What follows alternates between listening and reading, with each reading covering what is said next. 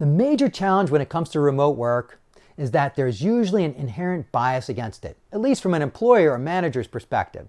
To really understand the issue and how to overcome this challenge, we need to dig in a bit as to what a bias is in the first place. A cognitive bias is a programmed thinking pattern, generally thought of as irrational, right? An irrational thinking pattern that has an impact on our judgment and therefore on our decisions. Cognitive biases have a direct impact on how we perceive the world. These thinking patterns of beliefs and mindsets are almost always based on information that is incomplete and possibly even erroneous.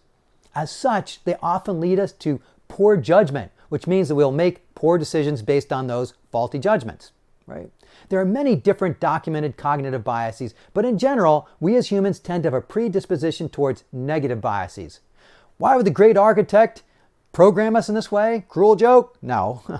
As usual, when we look at our inherent programming, the answer inevitably comes down to survival, right? We're programmed to survive. We're programmed to constantly be on the lookout for dangers to us so that we can stay alive, right? So furthermore, we needed to make decisions quickly in a life or death situation.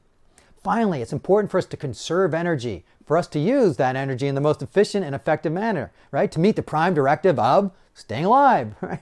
So if we had this programming or cognitive biases to rely on, we wouldn't have to expend the energy to think about the pros and cons of each individual situation each time, right? So we group situations into categories where we would think about or act in a certain way each time that situation occurred.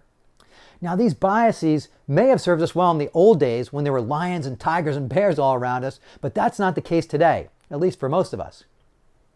Our programming hasn't kept up with our environment.